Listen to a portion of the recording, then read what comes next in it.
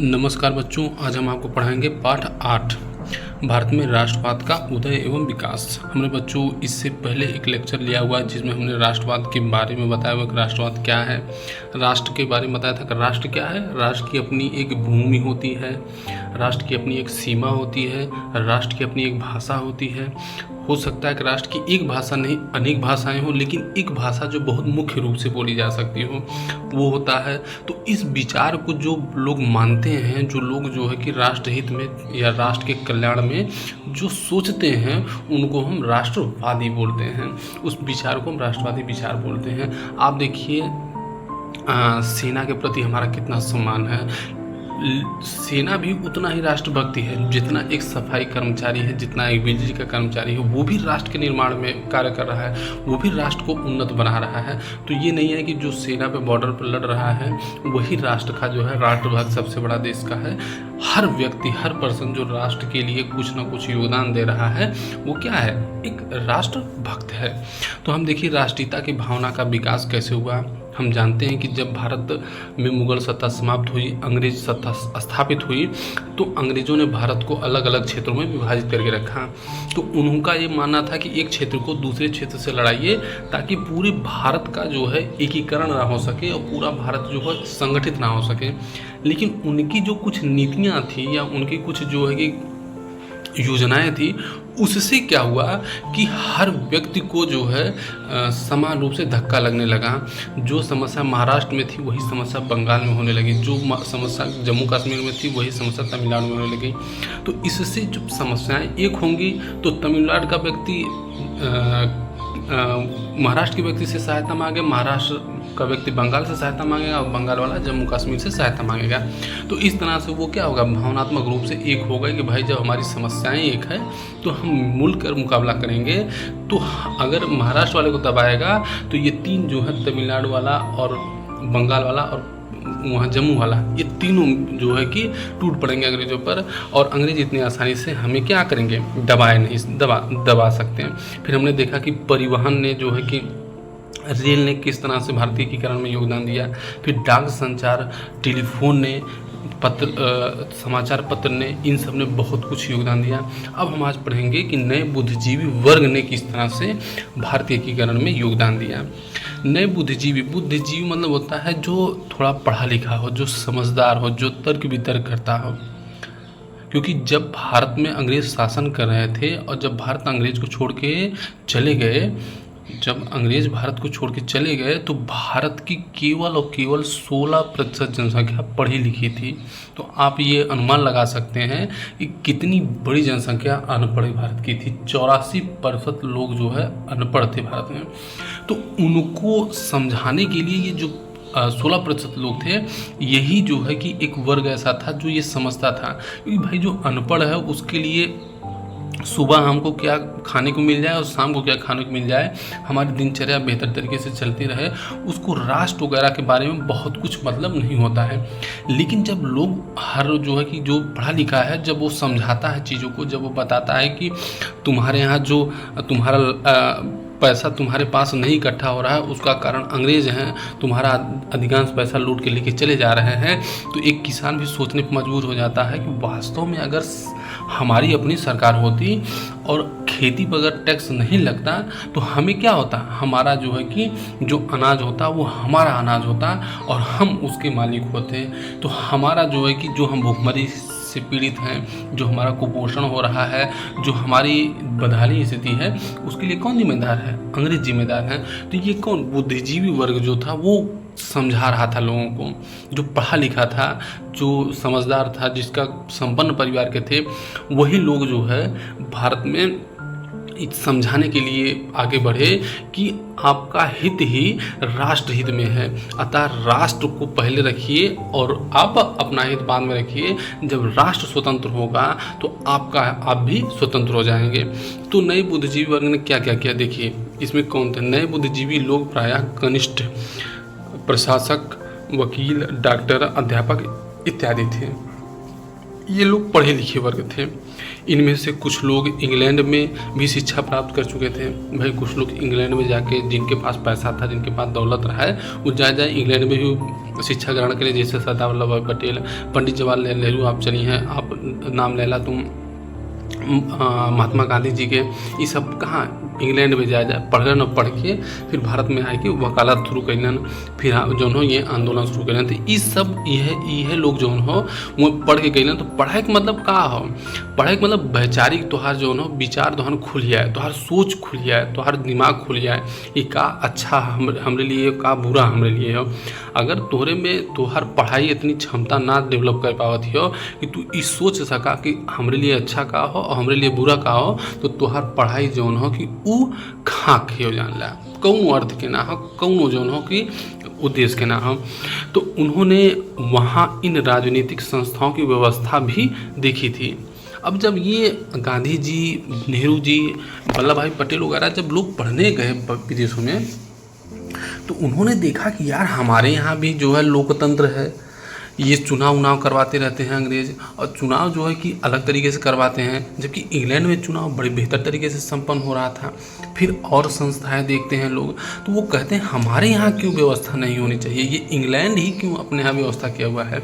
मतलब ये है कि वो हमारा जो है कि जो जुमला एक देते हैं, ये हम भारत को सभ्य और संपन्न बनाएंगे, वो केवल जुमला है, उनका कोई उद्देश्य नहीं है, दूर दूर तक कोई उद्देश्य नहीं है कि भारत को हम क्या करेंगे, स्वतंत्र बनाएंगे या भारत को हम संपन्न बनाएंगे।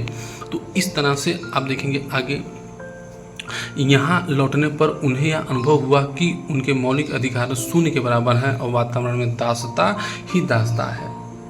जब इंग्लैंड में गए तो वहाँ पता लगा कि भैया बोलने की आपको स्वतंत्रता है, आपको अपनी बात रखने की स्वतंत्रता है, आपको कहीं भी जाने और घूमने की स्वतंत्रता है, कहीं भी मकान बनाने की स्वतंत्रता आपको है, कोई भी व्यवसाय शुरू करने की आपको स्वतंत्रता है। जब भारत में आए तो पता लगा कि भैया आप अगर अंग्रेज़ों के खिलाफ बोल दिए तो आपको जेल में डाल दिया जाएगा, आपने कुछ अंग्रेज़ों के विरुद्ध कर दिया, विद्रोह कर दिया, तो आपको जेल में डाल दिया जाएगा, आप कहीं जो है कि अंग्रेज़ जहाँ प्रतिबंधित किए हैं वहाँ आप यात्रा करने चले गए तो वहाँ आपको जेल में डाल दिया जाए, कोई उद्योग बिना अंग्रेज़ों के स्थापित करे हैं तो आपको जेल में डाल दिया जाएगा।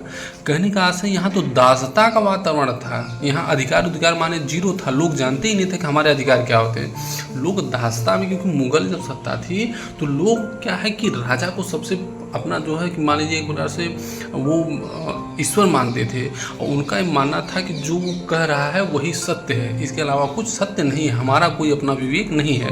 तो उसी दास्ता में लोग अभी जी रहे थे, तो अंग्रेज़ों को भी उसी दास्ता में लोग जीवन जी रहे थे। लेकिन जब कुछ बुद्धिजीवी वर्ग पढ़ने लगे, बाहर जाके विचार पढ़ने लगे, लिखने लगे, तो उनके विचार में आया कि हमारे यहाँ की व्यवस्था क्यों नहीं है, हमारे देशों में ये सब सुविधाएँ क्यों नहीं है। तब उन्होंने लोगों को समझाना शुरू किया, करे बकलोल इंग्लैंड में देखबा तो भैया जो लोग सरकार की आलोचना कैसे कैलन, सरकार के विरुद्ध आंदोलन कैसे कैलन, सरकार के जो की चुनाव कैसे कैलन, और तुम्हें बोले खातिर, तुम्हें घूमे टहरे खातिर, तुम्हें व्यवसाय करे खातिर पूरी स्वतंत्रता बा, तुम्हें जो कि जीवन जिए एक स्वतंत्रता बा। तब लोग के आँखें खुलल कि अच्छा ऐसो बात हो, अरे हाँ ऐसे बात हो। तब ये मन जो धीरे धीरे देखें लोग जो किसान हैं, मजदूर हैं, उन्हें आँख खुले स्टार्ट हुई। अंग्रेजी पढ़े लिखे बुद्धिजीवी वर्ग अपने राजनीतिक अधिकारों से परिचित थे, उन्हें अपने राजनीतिक अधिकार पता था कि भाई जो श्रमिक है उसको काम के घंटे कितना करना है, उसको 8 घंटे, इंग्लैंड में कहते हैं कि 8 घंटा काम करो, इससे ज़्यादा काम नहीं हम करेंगे, श्रमिक कहता है। और भारत में 12 घंटा 14 घंटा काम करवा रहे हैं। दूसरा चीज़, वहाँ बाल जो है श्रम नहीं है, और वहाँ हफ्ते में एक दिन छुट्टी होती है। तुम्हारे यहाँ क्या है, एक तो 12-13 घंटा तुम्हें खटाते हैं, वेतन कम देते हैं, बाल को जो छोटे छोटे बच्चे हैं उनको कंपनी में काम लगाते हैं, फिर आपको संडे की छुट्टी भी नहीं मिलती है। तो इन सब बातों को इन्होंने अपने समाज को बताना शुरू किया। उन्होंने अनुभव किया कि सन 1833 ईस्वी के चार्टर एक्ट तथा रानी विक्टोरिया की सन 1858 में की गई घोषणा में दिए गए वचनों के बावजूद ऊंचे ऊंचे पदों के द्वार भारतीयों के लिए बंद ही थे। उन्होंने कहा, अंग्रेज ये दावा तो कर रहे थे कि नहीं, भारत में जो है जो योग्य व्यक्ति है उसे हम ऊंचा पद देंगे, जो है कि सक्षम है उसको हम ऊंचा पद देंगे, सबको समान अवसर देंगे। ये तो सब खोखलेबाजी है भाई। किसी को सैनिक कोई है उसको सूबेदार पद से, जो भारतीय सैनिक है उसको सूबेदार पद तक मिलता था। इससे ऊपर जो है गवर्नर हो गया या जो है कि लेफ्टिनेंट हो गया, ये पद कौन लेता था? वो तो अंग्रेज ले लेते थे। तो भारतीयों को तो मिलता ही नहीं था। फिर अगर कोई ICS अधिकारी है तो जैसे DM है, फिर SSP है, वो अंग्रेज अधिकारी होते थे, भारतीय तो थे ही नहीं। तो इनको ये बात समझ में आने लग गई कि अगर भारत में ही केवल जो है ये सारी व्यवस्थाएं हो या भारत में ही इन सब की परीक्षाएं हो तो क्या है, भारतीय लोग चुने जाएंगे। और भारतीय लोग जब चुने जाएंगे तो भारत के लोग ऊंचे ऊंचे पद पर बैठेंगे और वो क्या है, भारत के हित के बारे में सोचेंगे, वो इंग्लैंड के हित के बारे में सोचेंगे नहीं। क्योंकि जो अभी अंग्रेज हैं उनका केवल एकमात्र उद्देश्य है कि हम इंग्लैंड के विषय में सोचें, इंग्लैंड के विषय में विचार करें। अब देखिए आगे, यही लोग नवोदित राजनीतिक असंतोष का केंद्र बिंदु बने तथा भारतीय राजनीतिक संस्थाओं को नेतृत्व प्रदान किया। यही ये विचार था, यही लोग लोगों के मन में भर रहे थे, युवाओं को बता रहे थे कि तुम बेरोजगार हो। बेरोजगार इसलिए हो क्योंकि इंग्लैंड की सरकार तुमको रोजगार देना ही नहीं चाहती है, तुम्हारे रोजगार छीन रही है, तुम्हारे काम के घंटे ज़्यादा ले रही है, तुमको बैलों की तरह खटा रही है। तो जब ये तब वो सपना दिखाते थे, देखो इंग्लैंड में तुम्हारे जैसा युवा जो है कि एकदम ठाट बाट से जींस पैंट पहन के घूम रहा है और तुम क्या है, फटी धोती पहन के जो है कि तुम इधर उधर लट मार के घूम रहे हो। तो युवाओं को लगा कि हाँ यार, ये तो अंग्रेज जो है कि हमको गुलाम बना रहे हैं, हमारे शोषण कर रहे हैं। तब उन्होंने धीरे धीरे वो युवा का दिमाग धीरे धीरे फिरा।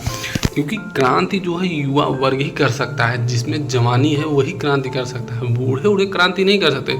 हाँ, बूढ़े केवल अनुभवी होते हैं, वो मार्ग दिखा सकते हैं, लेकिन तोड़ फोड़ करना, सड़कें उखाड़ देना, तहस नहस कर देना, ये क्रांति कौन कर सकता है? एक युवा ही कर सकता है।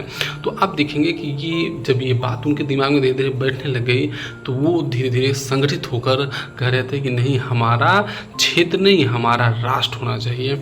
अब देखिए, अंग्रेजी भाषा भारत के विभिन्न क्षेत्रों में स्थानीय बोलियों का प्रचलन है। आप देखेंगे भारत में बताते हैं लोग कि 20,000 से अधिक बोलियां हैं। बोलियां मतलब बहुत छोटी छोटी, भोजपुरी तो 4 परक चली जाए तो दूसरी भाषा तुम्हें मिल जाए, 2 परक 10 किलोमीटर चले बाद दूसरा बोली तुम्हें मिल जाए। तो अलग अलग क्षेत्रों में अलग अलग बोली है भारत में। विभिन्न भाषाई क्षेत्रों के मध्य अंग्रेजी ने एक संपर्क भाषा की भूमिका का निर्वहन किया, जिससे कश्मीर से दक्षिणी क्षेत्रों के निवासी अपनी बात एक मंच पर रख सकें।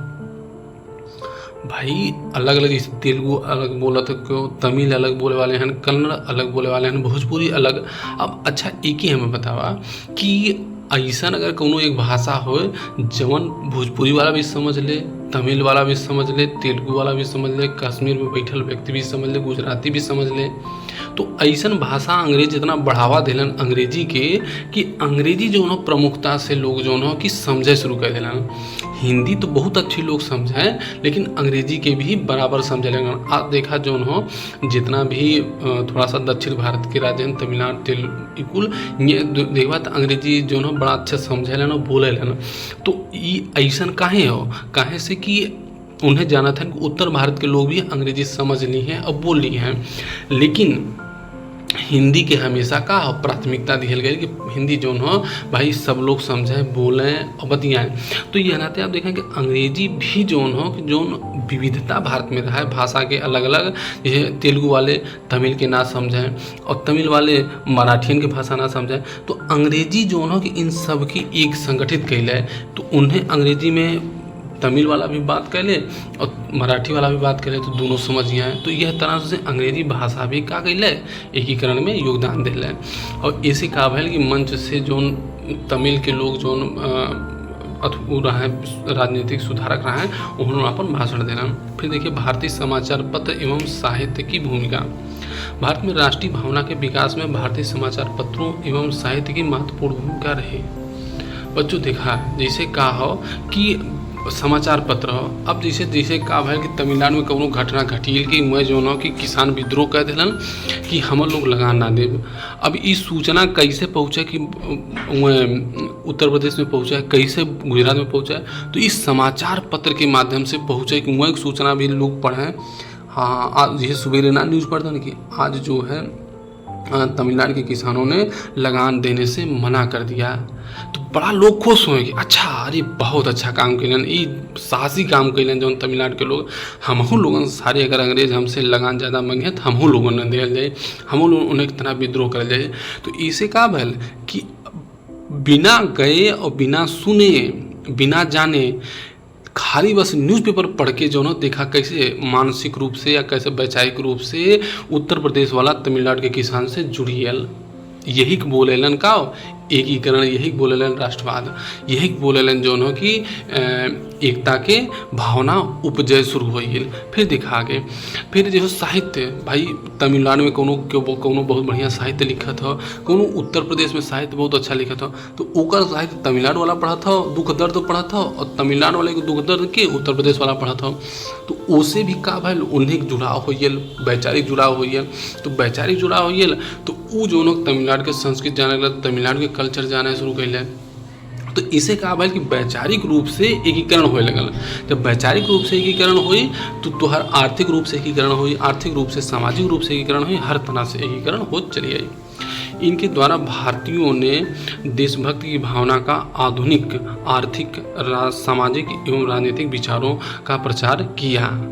मतलब जो न कि कहीं भी आंदोलन हो तो इश्तिहार तैयार है पेपर में कि भैया आंदोलन होने वाला है, सब लोग भाग लें। तो इसे कहा हो कि सब जो न कि आंदोलन में दौड़ के भाग लें। महाराष्ट्र में आंदोलन होता तो वहीं लोग जाएं, उत्तर प्रदेश बिहार में आंदोलन होता लोग वहीं जाएं। तो इसे कहा भाई कि हर क्षेत्र के लोग जो न एक दूसरे के क्षेत्र में जाए लगलन।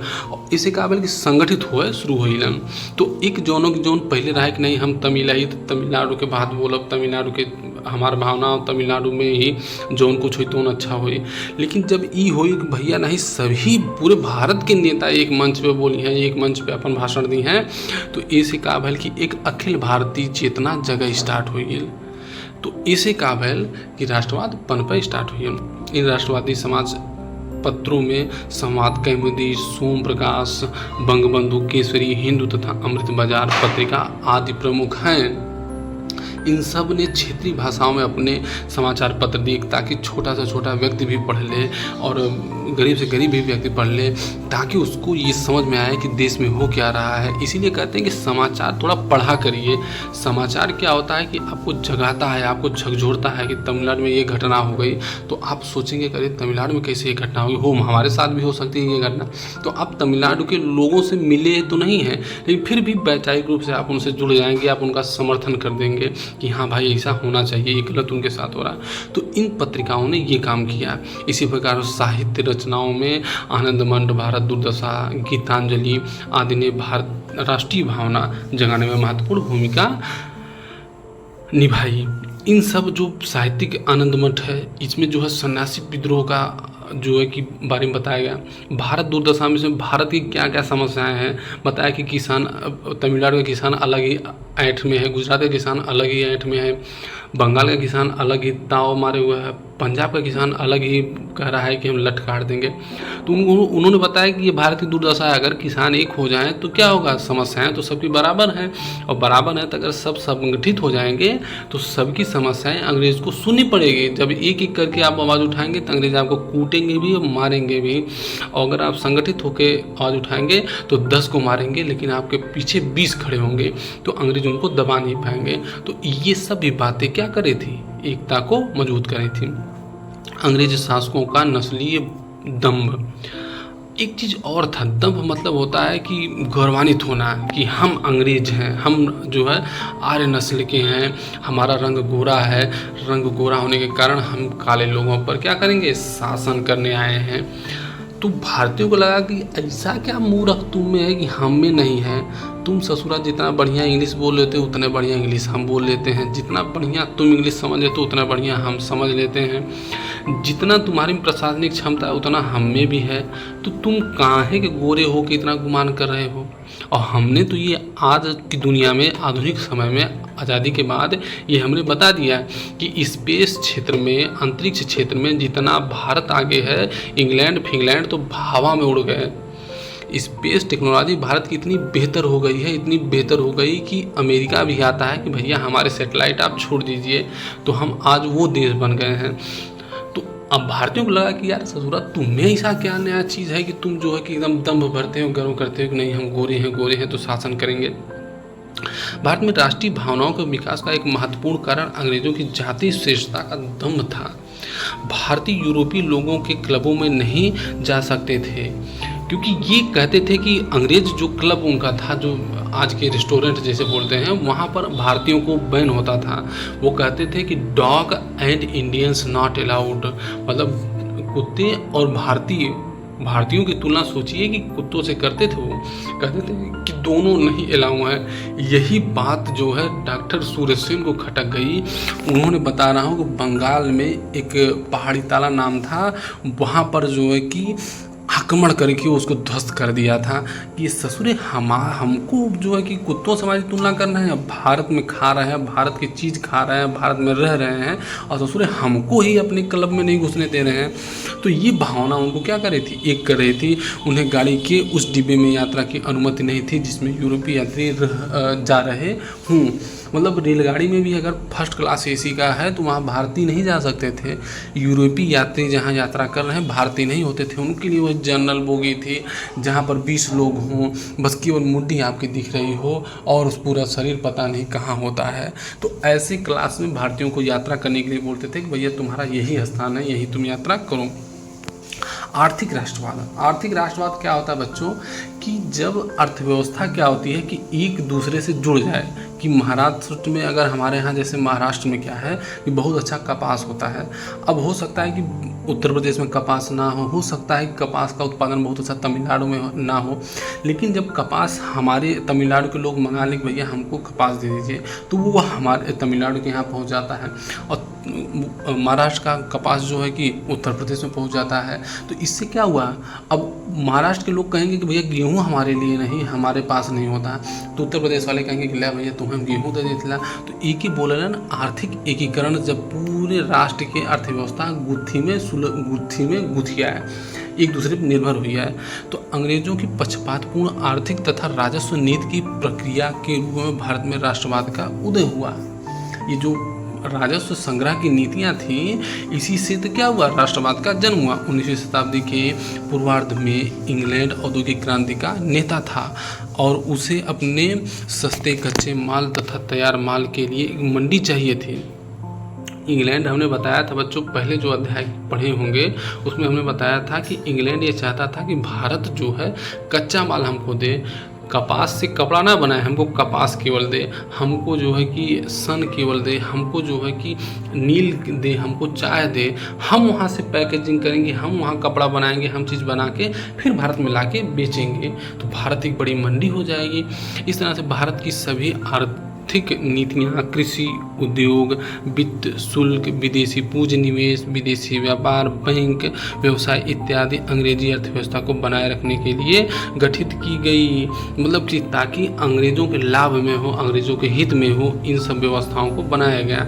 इनका उद्देश्य कुछ नहीं था कि भारत को हित करना है या भारत को लाभ पहुँचाना है। जब कभी भी भारतीय विकास तथा अंग्रेजी हितों में टकराव होता था तो बलि सदैव भारतीय हितों की होती थी। कि भाई भारतीय जब हित टकराता था, ऐसा हित मतलब ये है कि अगर अंग्रेज, भारतीय जो उद्योग बड़ा हो रहा है, मतलब स्थापित हो रहा है, तो अंग्रेज सोचते थे कि इसको कैसे हमको क्या करना है, तोड़ के ख़त्म करना है, क्योंकि अगर ये उद्योग स्थापित हो गया तो हमारे लिए कच्चा माल नहीं मिलेगा, कच्चा माल नहीं मिलेगा तो जो इंग्लैंड में फैक्ट्री है वो बंद हो जाएगी। तो वो चाहते थे कि भारत में औद्योगिकरण हो ही ना, खाली भारतीय जो है वो कच्चा माल हमारे यहाँ ले जाके बेचते रहें। इस व्यवस्था का दादा भाई नौरोजी ने अपनी पुस्तक the poverty and un British rule in India में धन निष्कासन के सिद्धांत द थ्योरी ऑफ डेन के रूप में उल्लेखित किया। सबसे पहले दादा भाई नौरोजी ने लोगों को बताया, समझाया कि अरे भैया तुम मूर्ख जो है, इंग्लैंड वालों को जो सम्मान दे रहे हो, जो उनको धन दे रहे हो, वो भारत में नहीं खर्च हो रहा है, ये उठा रहे हैं बोरी बोरी भर के, कहाँ लेके जा रहे हैं, इंग्लैंड लेके चले जा रहे हैं, और तुम्हारे धन का क्या कर रहे हैं, दुरुपयोग कर रहे हैं। तुम्हारे जो तुमसे राजस्व वसूल रहे हैं उसका उपयोग तुम्हारे लिए नहीं कर रहे हैं। तो भारतीयों लगा आए हमारा धन है तो हमारे देश में खर्च होना चाहिए ना, हमारे लोगों के बीच में खर्च होना चाहिए। ये कैसे इंग्लैंड लेके जा रहे हैं, तो इससे भी लोगों को लगा कि नहीं, हमारा धन है तो हमारे देश में खर्च होना चाहिए, दूसरा देश कैसे ले जा सकता है। तो इस तरह से बच्चों आज इतना ही। नमस्कार, जय हिंद।